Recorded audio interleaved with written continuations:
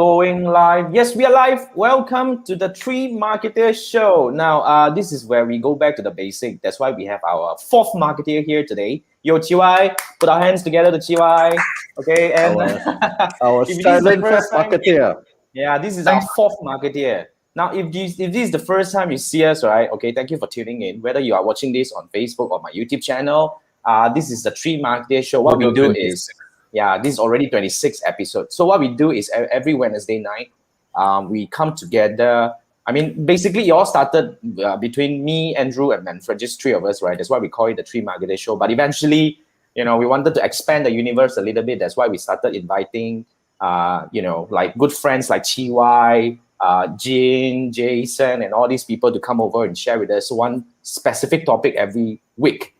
So this is where we discuss about Facebook ads. You see, basically, although we started to expand our universe into, digital, the other part of digital marketing like Instagram, like we had Kenny talk about it.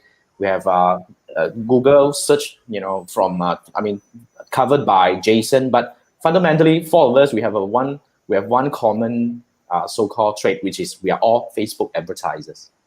So that's the reason why we want to come back to our very basic, because it's 2021. I think a lot of people still find it kind of like, okay, now it's 2021. What is going to happen in Facebook advertising? So this is really, a very dedicated episode where I just want to bring three of my good friends together, okay, to discuss. So I'm Jason, I'm your host, and we have our co-host here, Andrew, Manfred in yellow, and we have Chee. So, okay, what do you think when it comes to Facebook ads in 2021? Let's ask him. Yeah. I mean, we start with the guest. You're here, to be bullied. Let's put him on the hot seat. So what do you think in 2021? I think there are different people talking about this, especially or there are certain people also talking about iOS 14 is going to hit Facebook advertising. Do you think Facebook ads is still going to be relevant? What do you think? Definitely going to be relevant. In fact, we see a trend of Facebook spending rocketing.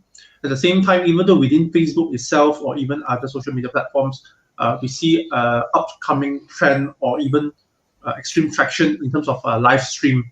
As in, you can see, when you scroll down news feeds, you can see a lot of people doing live sessions, promoting their products or whatever. And there are a lot of companies whereby they engage all these live streamers to actually promote their product for them. Either they use a proper a marketing team that purposely do live sessions, or even they engage KOLs or influencers to actually push their products for them. So due to the fact that this is a new norm, whereby face-to-face meetings and live concerts are now all in streams. Even live concerts, they are all by artists, they are all in streams right now. And so you can see that live streaming to promote their products or services now they are gaining popularity. It's just no choice. This part. So we as digital marketers, we just have no choice but to consider these as part of our social media strategy as well. So live streaming. But that's part of the thing. But when it comes to live streaming, right? I mean, put it this way: I'm a person who I do live every week. Like sometimes I can do live every day. Every day. Yeah. Most of the time I do every day kind of thing. Sometimes most of the time in my private group where I run my courses and all that. But to be frank, I don't really consume Facebook Live on it. I don't know about you guys. I am that kind of person who cannot really sit still and consume Facebook Live. But I do agree with Chee that yes, Facebook Live is really like gaining traction. Not just Facebook Live. Like the other day when we were having Jamie, she's also talking about Shopee Live, Lazada Live, where this is a kind of like a way that people are engaging. But how does it work together with Facebook advertising? What is the thing that we should be looking into? Like, let's say if you talk about a company that is doing live and all that, okay, like I advise some of my clients and coaches before, let's say, okay, when you do live, and then you need to retarget certain people to come up to a certain percentage, maybe like, let's say if you do a half an hour live, okay, you want to set up a custom audience of people who watch up to 25% at least, okay, to be retargeted. But here's the thing.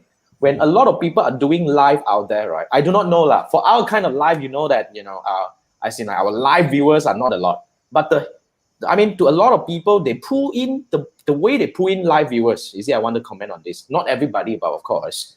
But a lot of people use all these lucky draw, baits and all that to get people to come in to watch until a certain extent. In a certain way, we get our people who comment now. Those people watching, hi, can you comment something so that our video will pop up in your... so it's kind of a thing that they do, right? Can you comment? Can you share with your friends? Hi, you see us, right? Can you comment, say hi? But does it work? Does it work? Ask them to do it, you will find out already. Yeah, I mean, and certain people, we also know that I kind of like heard that, when they are doing live, right, in a way they are getting other people to, it's kind of like you can pay people to view. Just kind of like a way to help you boost the numbers and all that. But how do we, it's like a lot of people came to me and said, how can they monetize their Facebook Live and all this kind of thing? That's kind of a thing that although it's getting traction, yes, I have to agree. But also the other thing is how many people really have that kind of like interest to really watch live for up to a very high percentage. I can't. Maybe it's just me. I'm the kind of person who cannot stay on a live session for a long time. But some people might want to listen. You turn on the laptop or TV, you just listen to it while doing your stuff. I think, I don't know, I mean, now that I'm doing a lot more content production on Facebook. I actually spend less time on Facebook as a consumer. I think as if you produce content, a lot of Facebook advertisers or well-known ones, they don't spend a lot of time on social media. They put content up, of course, but personally, an hour at most a day. Mm-hmm. So, but if you say you pay somebody to watch your live, I think Facebook Live is just another so-called platform or modality where same thing like you post the content on Facebook. You just want to get likes and all those things. But my question is, what's the purpose of doing live? That's why the next thing is, I mean, exactly. I mean, like I would think that if your live doesn't serve a very strong purpose, right, then I think it's a lot more difficult for us to really like monetize it. Like we have ST over here. ST is saying usually people watch with lifestyle interest as content. So like things like us wouldn't be something that is more lifestyle. I think it's what do you categorize us to be? I mean, like the Three Marketer Show is Chee, you follow us almost every week. How do you consume? Do you really watch until the end? Because Chee cannot, or you just listen to it. Chee cannot sleep. He needs something to make him sleep. I make it as my commitment to learn something at least 1 hour, 1 hour per week to consume content to get myself in the know of what's happening in digital marketing. I not only consume, the Three Marketer Show. I consume Jason's Sunday Ask Me Sunday Night. AMA, yes. Yeah, I mean, I just make it as my commitment to actually learn something. Because I really appreciate your commitment, man. usually on daytime, all my time has been given to clients. Everyone wants a piece of my ass. So I don't really have a certain time for myself, like as in for my own knowledge or reading. So because I don't really travel on public transport, so I don't really have time to actually read. And if I were to road, then I'll be on the road. So you can't consume any proper content. So this is actually my me time, when it comes to learning. You listen to Spotify lah. You just listen to some of the podcasts also can. That's another way lah. I'll fall asleep. Like I'll really fall asleep then. Really? Podcast you fall asleep? I do consume podcasts though.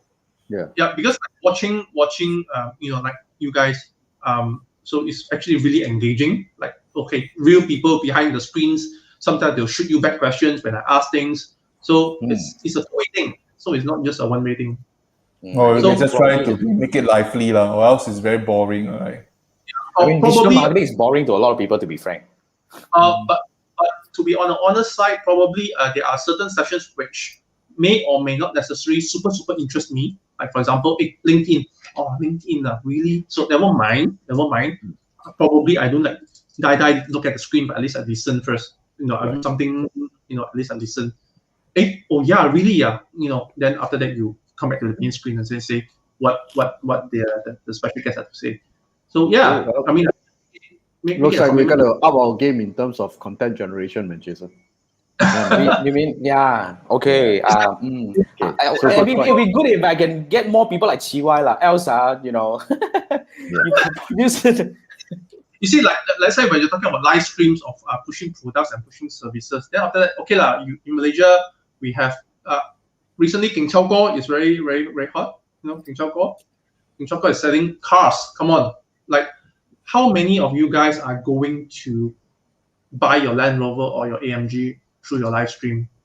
But whenever he's doing live stream, we are talking about 2,000 plus people minimum watching live, 2,000 plus.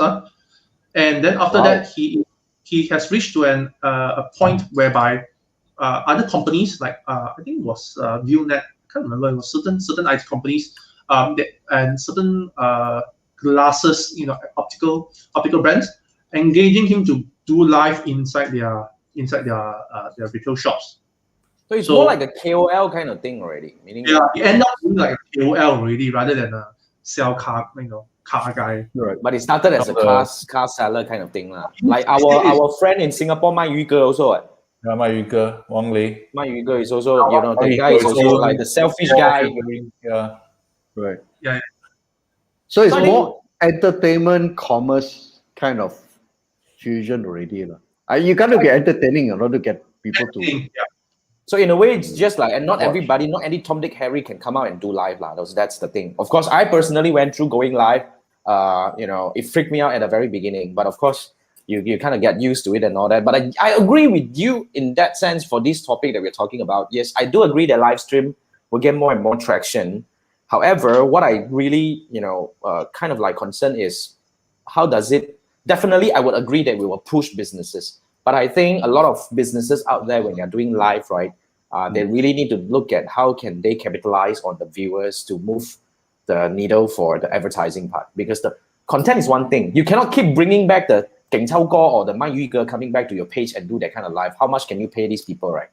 Like the other day, Manfred, you were saying to get a MIGHTILY to come live, how much? Well, not cheap. 5,000 Sing. I think more than that. I can't remember how much already. But in Singapore, 100,000 Sing.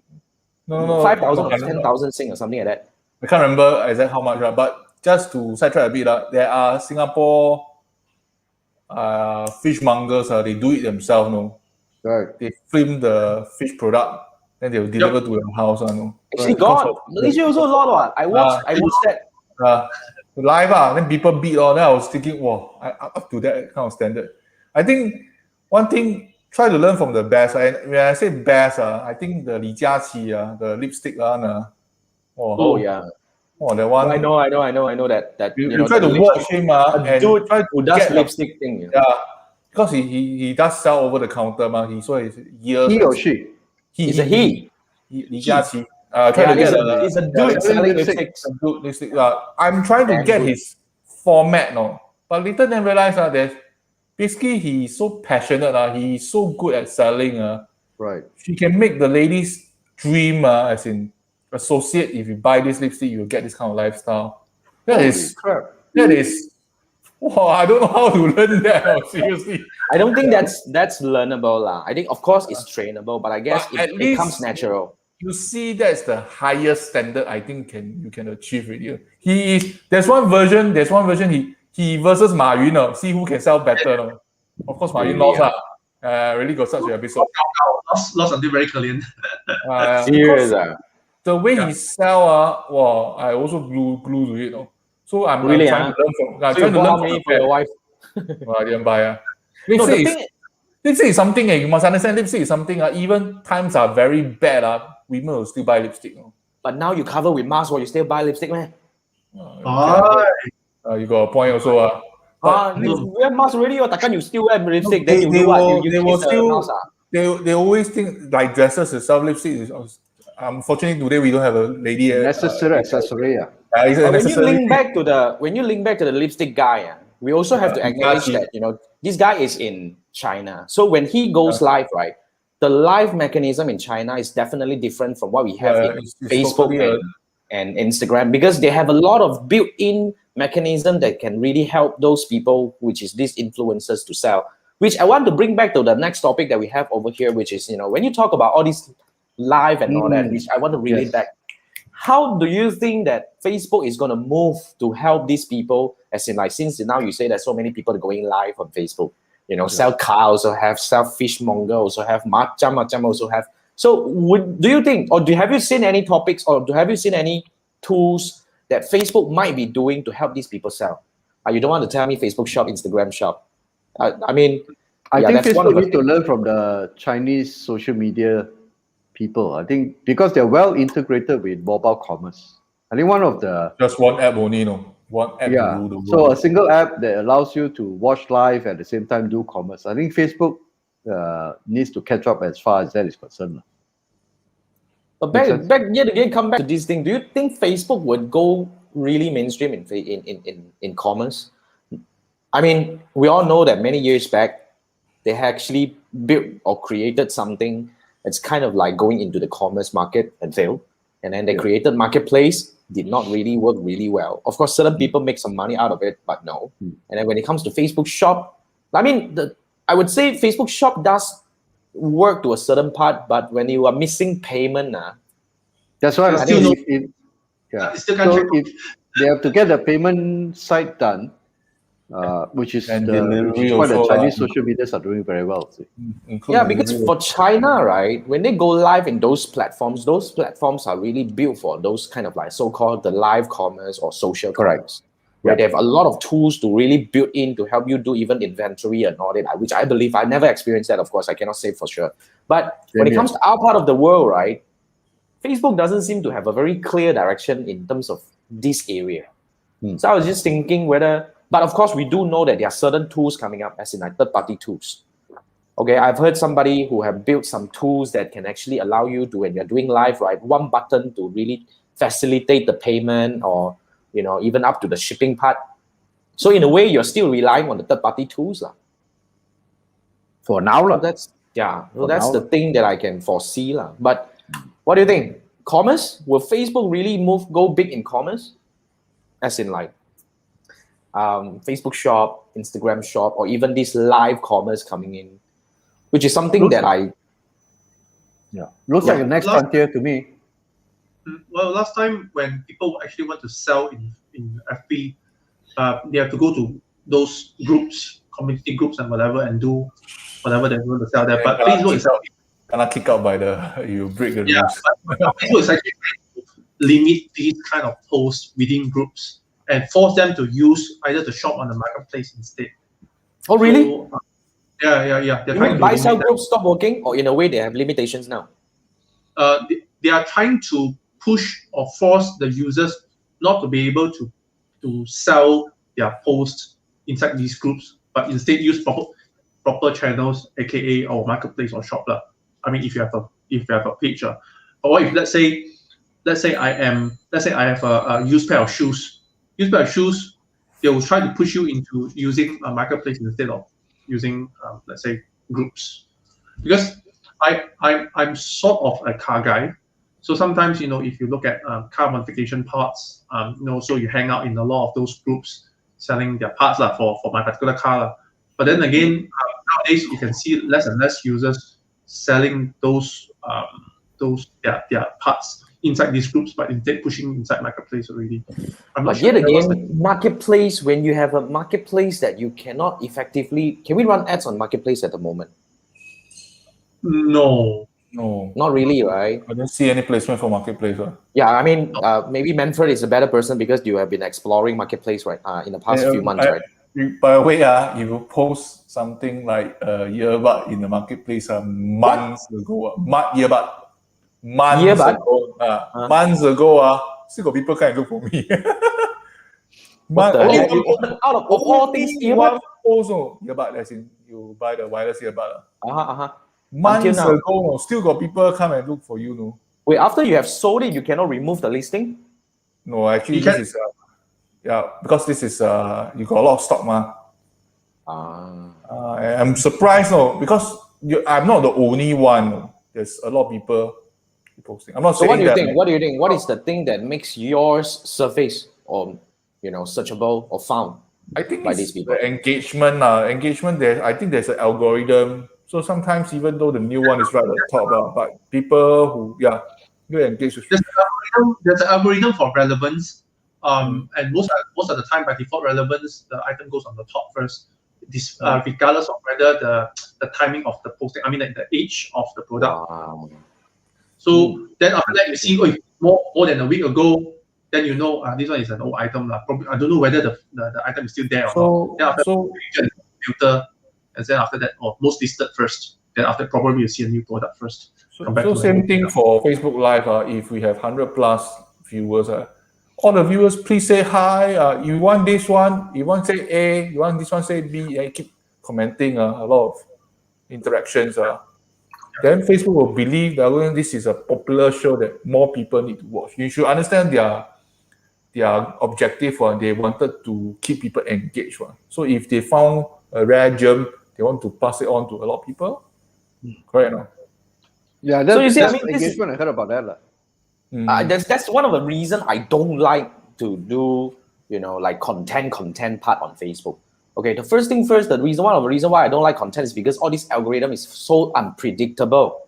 Like for example, you talk about marketplace, they say that like what Manfred said, few months back, that listing will still get you. But how can we play around? I would, the reason why I actually drop everything and focus on Facebook ads is because that's the only predictable thing that I can get when it comes to, I can spend money and I can tell my client that confirm sure got result. Instead of going and tell that, wow, I will get likes, I will get whatnot engagement for the long term. And another thing you have to remember, when it comes to Facebook, same goes to Instagram. Okay, there is no mechanism to help you really. What do we call it? The content on social media doesn't have the so-called longevity. It's not like YouTube. It doesn't like Manfred is a rare case lah. Manfred's earbud is a rare case. The marketplace is a different ballgame, right? That one is, I'm also surprised to find out that. Yeah, maybe that's a rare scenario that you hit some algorithm freak, that actually bring you back and all that. But most of the time, right, even though today you have a post that has thousands of engagement and all these likes and all that, there is nothing you can do. Even you want to carry the audiences forward, that's the maximum 365 days that you can retarget them. That's it. First, this is the thing. There is no way for you to, reproduce the thing. First thing first. There's no consistency. And there's no way for you to really like effectively monetize in a way that post that has got hell a lot of engagement. So that's one of the reasons why I stopped doing management altogether. I say that the page management, the content, all that. We have talked about this before. For top of the funnel, normally there's 3 ways. One is video. Video, obviously, we'll talk about YouTube, where people do a lot of content. This is also a video also on YouTube. Okay, when people watch, people will take action or we try to do retargeting. And the other one is some people don't watch, some people read. There are people who constantly read a lot. But that one is quite painfully to create all the content. Okay, and lastly, the least effective way is to do organic social media, Facebook posts. I'm not saying it's useless. It can do some help.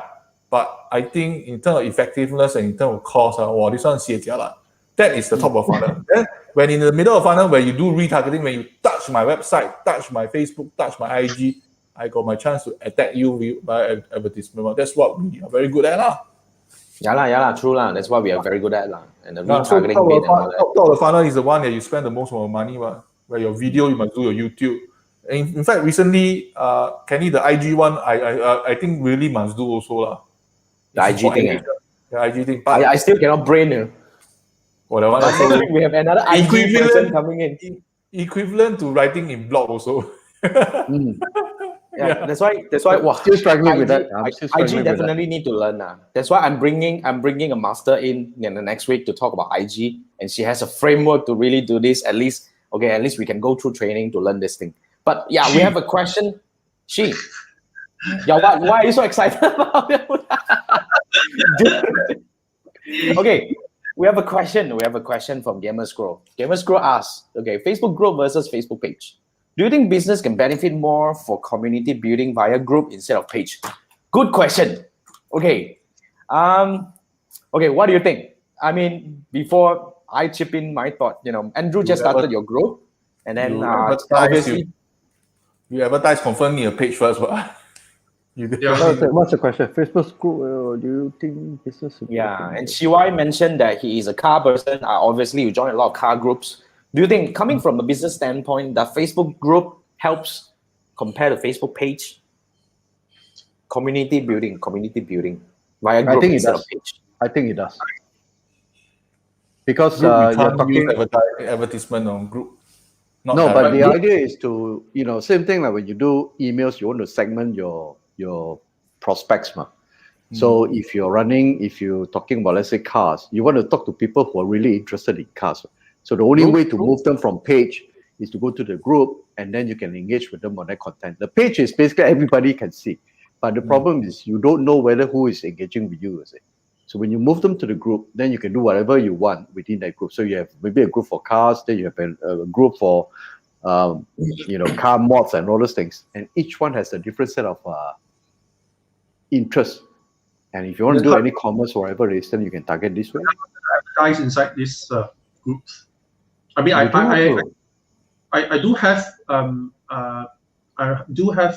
friends who are in this industry, whereby they set up instead of setting up or even being active inside their business page, they created a separate group, same branding, but all their stuff are all through inside the group instead of the page. Correct. The page is good enough. It's good because you want to run ads only. Other than that, honestly, who visits the page in the first place? But who visits a group? No, group because it's topical. So if go back, if you have interest in lipsticks, for example, you'll be talking to the group, or you'll be looking for groups who talks about lipstick and nothing else. But if otherwise, how you go? It's same thing where you congregate where your audience, so-called congregate where your interest is. But you want to talk about poker, you go to a poker group lah. So in a way that you agree that the business can benefit more for group lah. I mean, via group instead of page. Yeah. I'd say, in my opinion, I think both has to have a balance. But of course, you cannot just do the same thing on both page and group. Like if you observe, right, my Facebook page is very much on the community building, and I use that to run ads and, to really run ads for my courses and all that. Now, on the other hand, right, my Facebook group, as you can see, is really to really fit content on whatever I posted on YouTube. And if there's anything I learned in the past few weeks, past few months, because I started this group only in last year, July or August. So now we have just crossed 1,000. If there's anything I learned is, I realized if I am able to build a community from those people who are higher quality, which in my opinion, at least those people who have went through certain learning with me, I'm able to do better. But if you're building a group that is going very general, which is very much similar to your Facebook page, right? I think the impact may not be as powerful. It has to be very narrow. Yeah, I would agree with the segregation part that Andrew mentioned just now, where your group is really for the people who are really into things that you're talking about, so you can fit higher value content in it. Yeah, it's kind of a thing. But thanks for the questions, Gamers Grow. Gamers Grow has been following for a while. The group itself is more for many-to-many talking. Page is more for the brand to tell you, I got this product launching at this timing. Go to this page, something like that. Announcement where I wanted to know what's the latest course. Page will be the ideal place. It's like similar to what last week, Emerton was talking about it. Emerton was talking about the LinkedIn thing, the LinkedIn page versus LinkedIn profile. So kind of like similar thing. You need to have a balance between these two presences, And I would not agree that you just mirror the content on both sides. It doesn't serve a purpose. So why would I want to go to the group instead of a Facebook page? And since two things are the same, why would I want to do that? That's why when you have more presences, more work. Agree or not? Yep. At the end of the day, like you'll be like me, every day go live. What the? Wow. So for me, I'm reserving most of my content for the group. The page, is basically just to invite people together to the group. Slightly more exclusive or even more driven down to that. Yeah. And you have to be aware, when you're going live on Facebook group, right? You can't really retarget audiences because you can only go live as individual on Facebook group, not as a page. Actually, you can go like a page. Now, when you do, you go live directly. Page but when as I a do, profile. Page as Yeah. a profile. Page and profile. for mine, right? And when I go into Facebook group, I can only go live as a profile.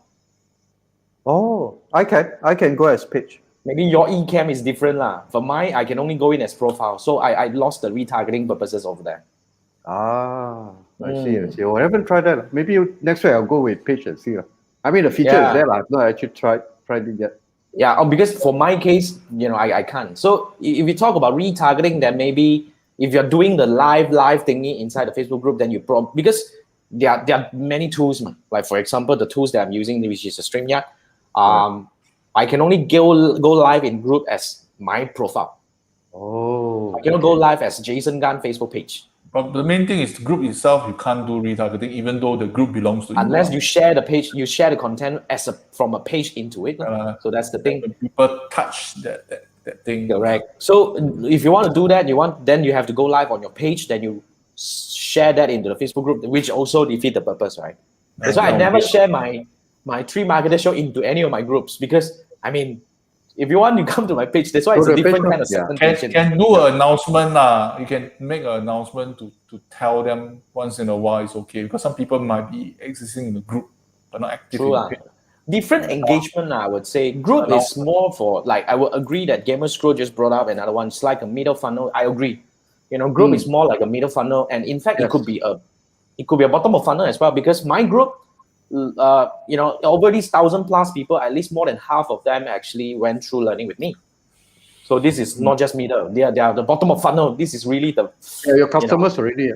Yeah, they're my customer group. It's kind of like the customer group. So depending on how you want to group that. So you got to be really careful because the moment you leave a group dormant for a while, it's damn difficult to revive the whole thing back.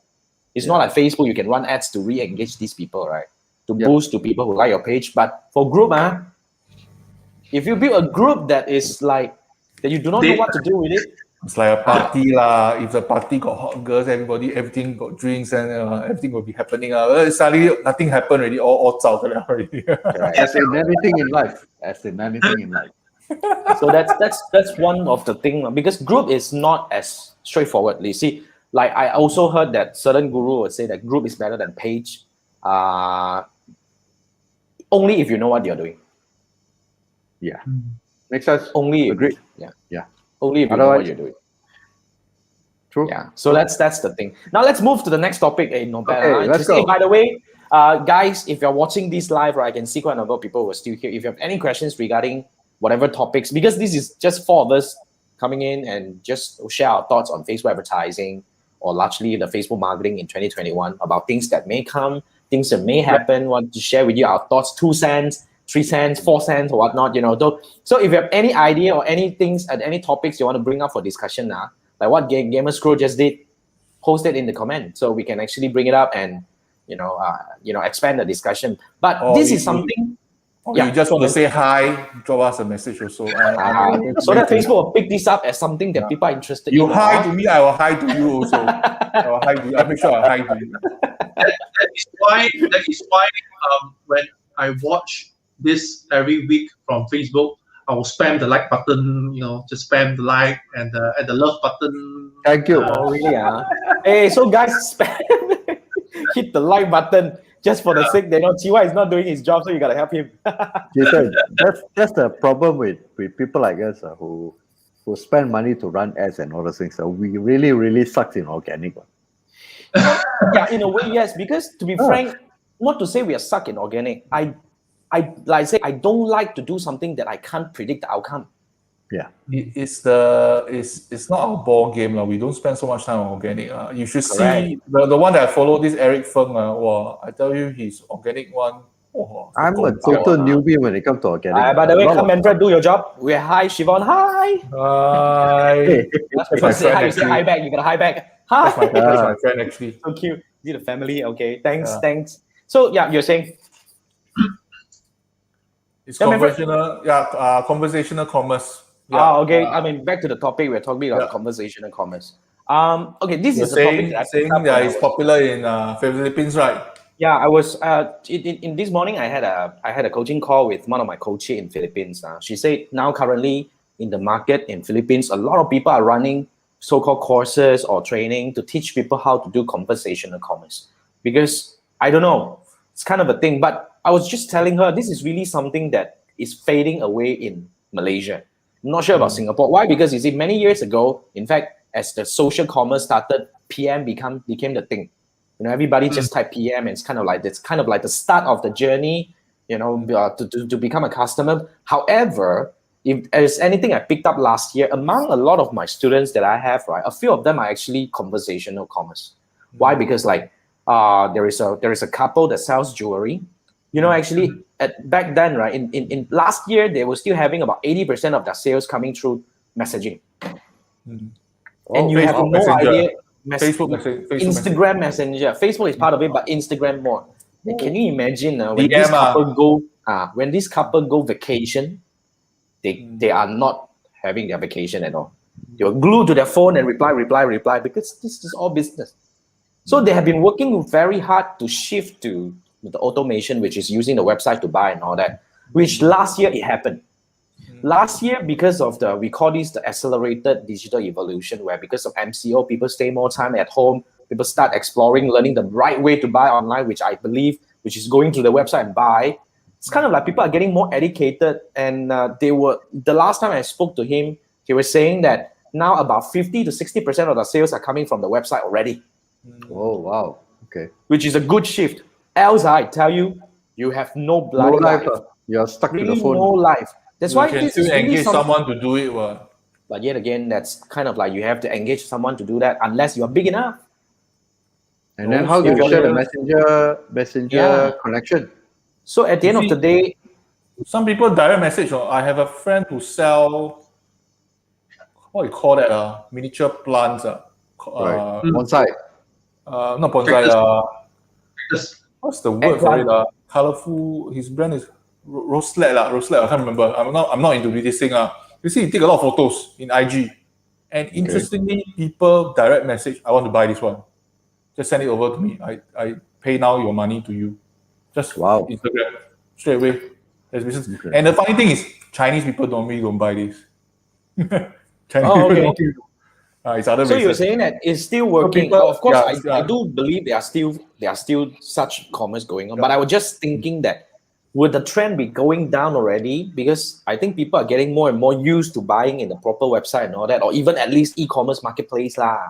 Messenger, like Shopee, Lazada. Messenger, I think it still work because some people may not have credit card. Some students may not have credit card. Some mates are trapped in Singapore, trapped inside the house 24/7. Not supposed to. But even you talk about credit card, that's probably Singapore's case lah. But for Malaysia, you don't have credit card. At least you have online banking. At least because most of the e-commerce, so-called the payment gateway can support online banking. Even Stripe supports online banking. I'm not sure. You can also do online banking as in transfer. I'm not so sure about the foreign workers or mates in Singapore, but we have quite a sizable number of people. That's why marketplace is quite popular for them. But back to one thing about this conversational commerce. I just met a vendor this week. I am very surprised actually. He is heavily concentrating on Facebook Messenger. You know what I'm saying? Or how many times I run Facebook Messenger, I think I use one hand also can count. So that's why I'm not very familiar with. I didn't spend so much time on Messenger. But the interesting thing is, he actually used this to find out why people don't want to sign up, why people don't want to purchase. How does it work? So to really talk to the people. And, talk to people, and also got like scripts. Say example after chatbot chatbot. After 5 minutes, you don't want to click the thing itself. Then they'll come another message. So they'll constantly revise the thing. But what actually caught my all these things standard is that when just like WhatsApp Messenger in Facebook WhatsApp one is in when you send out the number, the person must press and talk to you. Then your number will be seen, right? Same thing for Facebook Messenger, which I clearly remember that Facebook Messenger, you talk to him, that's all. That's all. You only can see the person's profile. You can see the person's profile. He has upped his game to some mechanism. able to see your contact number and email address, which was quite an eye opener. I don't know how on earth he do that. Is it legal? I don't think it's legal. I don't think it's legal. I don't know. Maybe one I of don't these think days. it's allowed. Yeah. Because the user himself has to opt in, Yeah. and give you instead of obtaining the other way around. You see, even opt-in also, right, when it comes to Messenger chatbot, because I have built several Messenger chatbot, even a lot of them are actually still active until now. I've been observing. You see, after they introduced the 24+1 rule, the chatbot thing kind of stagnant, you know. Yeah. You know what? Because that- before this, you can still do like what Manfred was saying. If you don't reply after a certain while, I prompt you again, you know, and I prompt you again and all that. But the 24+1 rule break everything. Why? Because you can only send promotional messages up to 24+1 hour after they opt in. So when I opt in now, right, until tomorrow, you cannot send me any promotional anymore because the moment I bloody report you, you die. Your whole messaging ability of your Facebook page go kaput, you know. Seriously, that bad. Yep. A lot of That was people came when, to us and asked for help. So that's That why was when. conversation. I mean, the 24+1 rule came out, I think, about 2 years ago. 2 years ago. 2 years ago. Yeah. I Yeah. sort of gave up. 1 year I was plus ago, I definitely think. playing with chatbots at one point, and when the 24+1 came in, I sort of gave up chatbots. You know, I was doing stuff on Mobile Monkey and all those things. Then it wasn't very effective. There were too many restrictions, like, you know, you cannot engage and all those things. So I dropped that. Yeah. Even you do broadcast, right? You have to tag it as non-promotional, and when they pick up as promotional, also Yes. kaput. Correct. Too many rules. Yeah. That's why at the end of the day, Once your chatbot become irrelevant. FB page gone, then you headache. I tell you. That one is not just headache. That's the end of the day, man. Yeah. Cannot Imagine run you have, advertisement. you have tens of thousands of people. At least, I mean, like a lot of my clients has hundreds of thousands of followers. Wow, that one cannot don't So play. what happened next? After that, did they give up chatbot? Then what did they do? What's the remedy? I mean, What there do is it becomes this slowdown in a way, and in a way, right? Even though we have been building bots in a bit, you know, bot can only solve up to certain level of problems. And recently, if you observe the Facebook Messenger, the mechanism and all that, Facebook up their game in terms of doing all this automated messaging. So technically, you don't need to have a ManyChat account and all that to do a lot of things. You can actually use the Messenger native feature.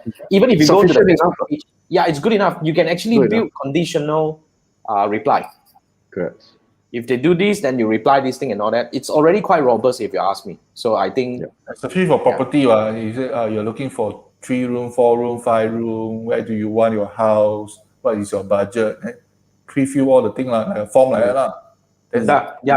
They can really build. If they say 2 room, then you lead to another question. 1 room lead to another question. All is good. All is good. But I think chatbot on website still works for support purposes. But if you say chatbot based on Messenger alone, on that platform, I think it's not so desirable. Chatbot on website, it still works. Yeah, I would agree because that kind of chatbot is very much linked to your. Because it's not tied to Facebook. Messenger still can ask questions. As in, which room you want, as in which part of Singapore you want the house, what's your budget, so and so forth. All this. If you spend time answering all these things, you are warm lead really. But you got to be on the Facebook platform. And to pre-qualify your leads. I agree. But that's on Facebook. When you're using ads to run all this, then the conditional messaging would definitely help. That's really one thing. However, I will agree with Andrew if we talk about support. But of course, the other day I was just having a discussion. I did a talk to a bunch of manufacturers. They were really keen about exploring the messenger bot or chat bot or of any type. But if you want to go on this route, right, I really want to emphasize on one thing, which is you have to understand why are you building the bot. You know, you don't build a bot for the sake of having a bot, because a lot of times if you don't really understand what kind of question you'll be receiving on your messenger level, and you know what are the problems that you're facing right now, then you build a bot, it may not address the problems. And then the moment after you build one, you need to reinvent the thing, you know, and tweak this and all that. It all involves money. That's why, in a way, you have to have a very clear picture about what you want to do with that. But in my opinion, messenger bot at the moment, they were hit by the 24+1 rule. That's one of a very big hit. That's why when it comes to this year, right, the iOS 14 coming in, I'm not sure whether you know, what do you think about iOS 14? We did not schedule this in one of our topic, but I think people would be interested to find out. But Chee, what are you doing to help your client to prepare for that thing? I'm still reading up myself, so I have no comment on this for now. Yeah, the iOS 14 is quite. Already, I'm seeing a few apps are prompting me. The Apple prompt is coming in to prompt me to whether I want to approve or not. But usually, I go allow lah. I'm a very kind person because I do that. But advertisers. yeah. But okay, we have a question from Siobhan over here. Let's take a look at this. Siobhan said, I think this is more on her own experience. She saw a lot of ads on investment, teach online, Pride apps. What is Pride apps? No idea. For easy investment, maybe like for easy investment app. Is it an upcoming trend or just because of a search engine result? I think it's more on your behavior. But of course, if you fall under a certain category that, because of your browsing experience, because of your, website that you visit, because it could be because of that. Facebook Pixel, then they know that they classified you, and WhatsApp also, not forgetting WhatsApp. So your behavior. The only thing that I think is not affecting is the YouTube behavior. I don't think they're able to pass it over to Facebook lah. I believe all your ads you refer to should be Facebook ads lah. Yeah. Facebook and website and your browsing experience, as in within Facebook itself. You go to some website. I think the pixels they also Pixel can still pick up. Yes, pick you up also. But I think you're not alone. I'm also receiving a lot on investment and teaching online. Singapore, this one is a lot, really a lot. And teaching, YouTube also adds also a lot because maybe the pages that I touch. So there's a lot. Yeah. Cool. Thanks for the question, Siobhan. And okay, now this is a very interesting. I mean, as in like in the past 1 year. I mean, okay, that's kind of a thing that I think it could be a very interesting topic where. I mean, in the last 6 months itself, 6 to 7 months, I have actually learned with more than 1,000 people. So in a way, more and more people are learning how to do Facebook ads on their own. And Chee is running an agency. I used to run an agency. What do you think? Do you think when people learn how to do Facebook ads themselves, will the agency's role be affected moving forward? Well, in a way, especially for SMEs or for even startups or even new traders, whereby they set up a website, they want to promote it, or they'll set up a business, they want to promote it. So let's say, for example, they have a Facebook page. They definitely want to give it a try. What if I'm going to post it for $10 or $20, that kind of thing? So they're definitely hands-on a little bit because number one, probably as starters, they do not have the budget to engage a proper agency to do it. They might end up trying themselves, or they also might end up engaging freelancers like that, probably gonna con or whatever whereby the freelancers will just click on the boost button and that's pretty much it So I get a lot of those kind of clients as well. But when it comes to agencies' role, after they try and if it's not effective, probably they'll start hunting for it, hunting for a proper agency to do it for them.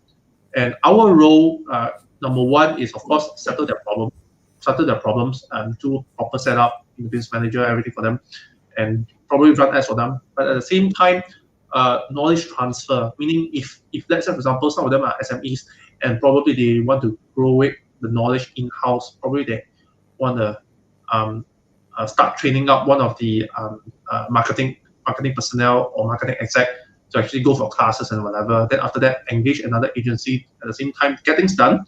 At the same time, make sure that this exec actually learns from this agency as well. So our role, besides setting the knowledge, train them. Not like me as the agency, I want to hook you up. I'm not going to transfer anything to you so that you're going to definitely rely on me.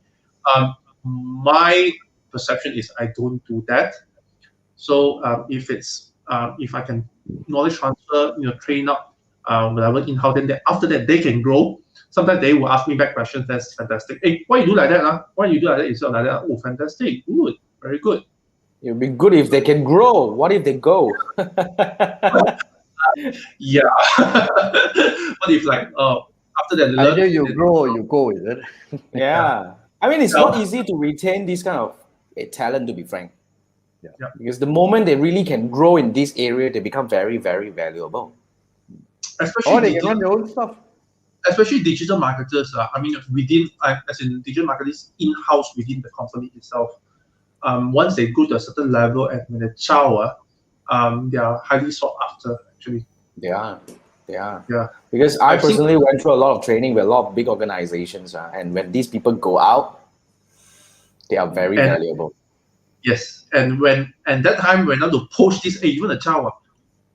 How much are you looking Or come over to your place, right? Then they'll give some figure that, oh, okay, I couldn't afford you. Yeah. So that's the thing. I would agree. I would say. I mean, if there's anything I learned in the past 10 years running an agency, I would say the best case scenario is definitely like what you mentioned. The client has a person, or at least a person, if not a team, to really train themselves to go over this and become better in this, and they will take over this thing. Not many organizations can really endure this process and do that. On my hand, I have a few coaches that are doing this. But in fact, if you are able to do this in the long run, you save a lot more money. Oh yes. A lot more money. Yeah, it's a long game, rather than engaging in a 4A agency. And to be frank, if you ask me, I'm not sure. I mean, of course, this could be a different kind of perspective over here, but an agency can never do as good as a job of a good in-house. In a way. Because they know their own business best. Correct. So when you have a balance, like what we are doing right now is kind of like a best, in a way, my preferred combination right now. I've trained this team of people that they can already run things on their own, and then they engage me as a coach. Then we will just go through the campaign on a weekly or bi-weekly basis where they know their stuff, but they need me as an external eye to really point them to some, like, okay, this is the thing, let's take a look at tweak at this, then next week we come back and look at another metrics and do certain tweaks. I think that would be the best case. And that's the reason why I stopped doing agency. But could agency do the same thing? Like basically, agency take a coaching role to these customers instead of, they come in for very technical consulting. In a way that makes the agency a consulting role rather than an executor. Then it's no longer an agency. Yeah. So you have to take a I think in a way, of course, it can be coexist. It can be both. Yeah. But I would say at a certain point, I think it can work. But it's just another branch of same thing like IBM technically is the largest digital agency apparently, and most of the big fours have also gone into agency business. So my question is, why can't an agency go to consulting? Yeah, true. It's kind of me.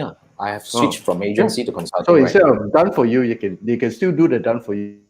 But at the same time, customers who have in-house, I teach you how to do it. Or I'm sure that Andrew Frozen.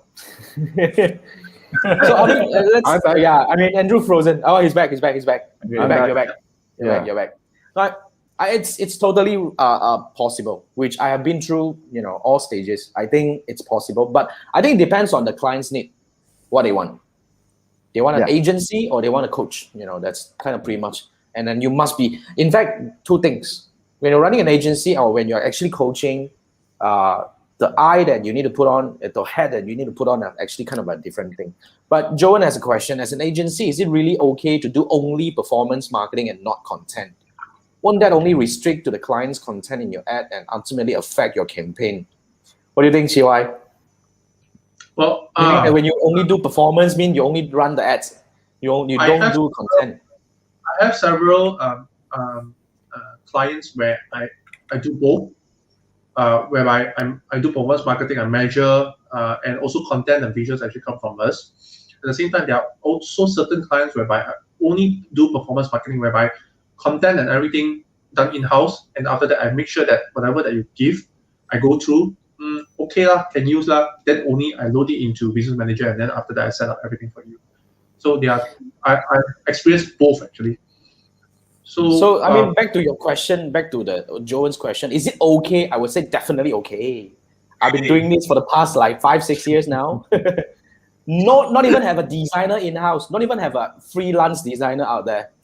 100% depending on client, but we comment, like what Chee said, we give suggestions, we give advice, we give, things that can do adjustment. But of course, we need to start with a guideline. I mean, the way I do it is, since I don't do it, I will tell them that what are the things that I need, because I have a framework. That's a lot easier for me to actually guide the client, because a lot of agencies don't have a framework. At least we have a framework. At least our two-step funnel is a framework. I'll tell them that I need this. You need to produce this thing for me and all that. So it become a lot easier for us to guide the client. So to Joan's question, I think it's a choice. Depending on what you want to be. The reason why I become only performance is because I want to really become the tip top of this thing. That's it. I don't want to distract myself for a lot of things, because the moment I need to do a lot more, I don't have time to drill deep. I think that's for me. Really, that's for me. That's for me. Yeah, I'm my dream is to become the performance marketer site only, actually. Yeah. But it's now no choice. No choice. I have to do both. So I have to take care of visuals and true lah. Well, that's why, Joan. Yeah, it's your choice. It's your choice. Yeah. If you can cover that, then it's perfectly okay, because when you cover the content side, you make more money in a way. Which will lead to the next question that we have from Gamers Grow. Gamers Grow, now you have Chee answering a question, and then you have my side, of course, and then you have Manfred's side of he engaging agencies and all that. Different agencies have different way of charging.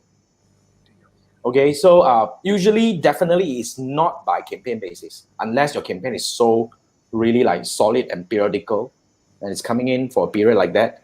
And of course, it is definitely not on the commission basis, right? Chee, how do you charge? Campaign basis. How? As in how? Really?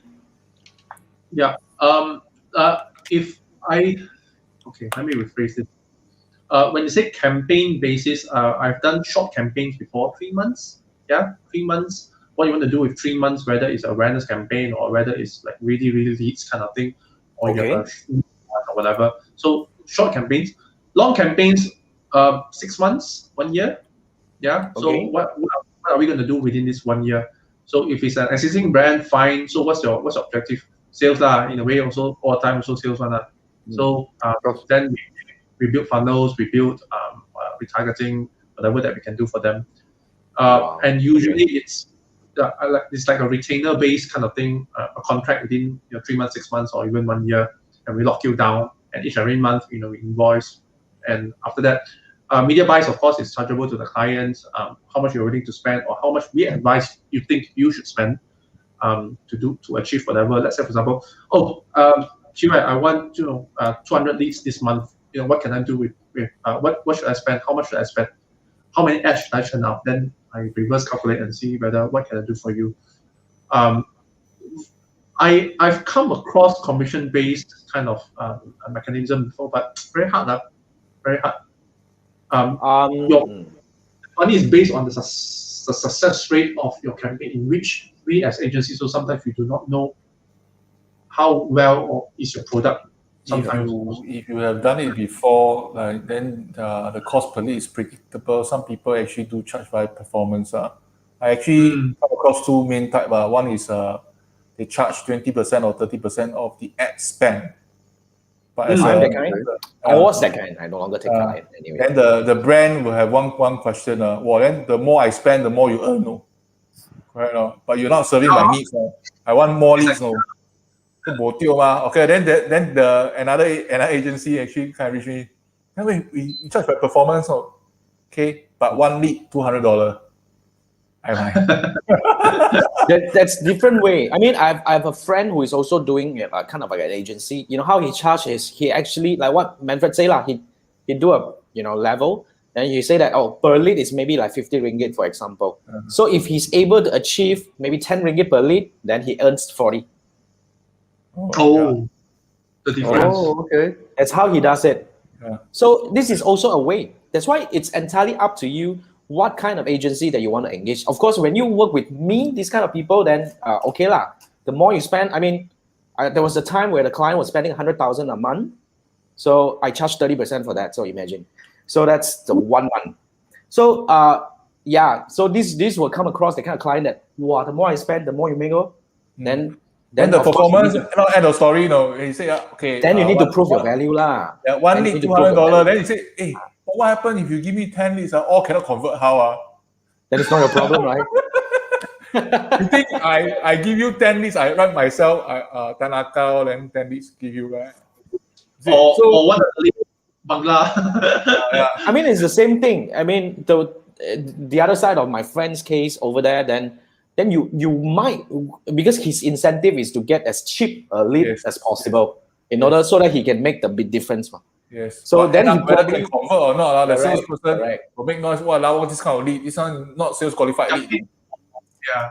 Cool. So you have to balance out. So it's your choice. In fact, you know, back to Gamer's Crew's question. I think this is a very good question. In Singapore, most of our cases is all charged by 20%, 30%.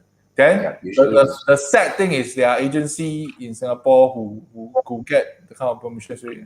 Then they outsource fiber upwards to third world country to do the job.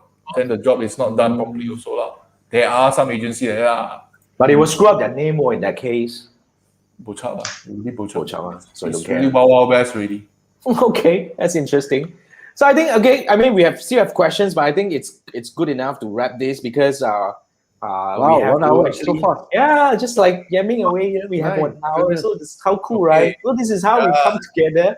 Now, Manfred, over to you. You want to do a magic.